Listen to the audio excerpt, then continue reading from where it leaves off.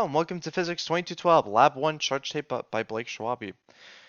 This lab is about creating and using a charge tape and how it interacts with other items, including another charge tape, which are positively, negatively, or neutrally charged. The purpose of this lab is to show the transferring of electrons from the surface and how charges interact to estimate the amount of electrons gained or lost during this experiment, and the charge of the tape overall. The charge of the tape overall, which we got, was around 1.26 times 10 to the power of negative 8 C. The force that's electric is about 0.00196 newtons, and the tape is positively charged. Concepts that were very important for this lab was Newton's second law, force equals mass times acceleration, which was needed to find the force to figure out the charges of the loss of the electrons. Coulomb's law was basically just to calculate the force between two electrically charged particles at rest. Newton's third law basically combined both the second and Coulomb's law together to basically make them equal to actually calculated. Experiment breakdown.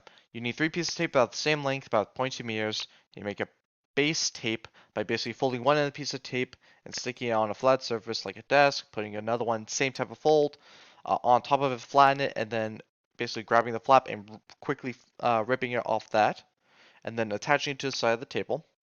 And hopefully it should be attracted to your hand, and it should be moving towards your hand, but don't touch it because it could lose some charge. Do this again with another piece of tape, basically prop it on top of a book, and basically drag these two positively charged tapes together until you see them move, and then mark that length and plug into the calculations to find the results in calculations. Then you put them into the program and see how close you are to a theoretical perfect one. Observed in initial conditions, tape length was around 0.2 meters, mass was about 0.2 grams, because we used the conversion of 1 meter of tape equaling to 1 gram. Distance between the tapes was around 2.7 centimeters or 0.027 meters. Tape width was around 0.0127 meters. Gravity was negative 9.8 meters per second squared. The tape was basically attracted to my hand, and many neutral items and negative items were especially charged. But when it became to a positively charged item, like another piece of tape, they would repel. This gives the idea that this tape had to be positively charged, and it lost electrons during that quick rip, basically from another piece of tape. Calculations. You find the net force, which is the force of gravity plus the force of electricity, with the force of gravity equaling to the negative electric force. Now, electricity force, electric force. The electric force is Coulomb's law.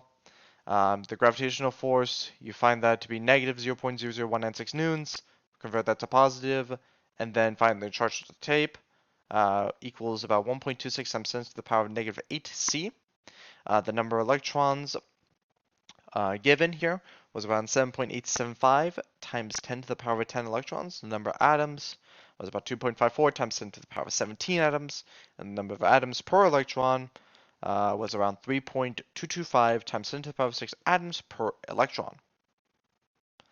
This is the code. It's a very simple code, grabbing all the information that I have, putting them into this, finding the gravitational force, electric force, the charge of it, printing out the charge onto it, finding the scale, finding the aerial scale. I'm only using that so you can see it better. And then graphing out the balls and the vectors of gravity to show the forces and how they interact and how close it could be. Which you got the charge was around the same, slightly off because of rounding. Idealization. Basically, in that coding section, I assume no air resistance. Each U-tape basically the same charge distribution, same charge between the tapes as the point charge located at the center, and the tape's mass being about 1 gram per meter, which all could be off in the real observed world. This could be human error, not measuring correctly, not imprecise tools, rounding errors to the nearest something always gives not perfect information, and assuming tape was around 1 gram per meter, this could be off because some tape brands could be different. Thoughts. There are charges that are surrounding us every day, and every time we interact with them or any items interact with each other, they can change their charge, whether it be minimum or they turn a positive to a neutral charge or neutral to a positive charge, which would be did with a piece of tape. What if an electron was a positive charge, proton was negatively charged? What would happen to observations? The only thing that would change would be that the directions would be opposite what they would normally be, but magnitude would be the same, and the observations of repelling force and attracting forces would be the absolute same, and was important to handle the charge tape as little as possible. Why is that? Because we want to handle it as little as possible, because if your hand or anything else comes in contact with it, the charges want to be in equilibrium, so the tape will lose charge and grab onto the electrons that you have. That's it. Thank you for watching.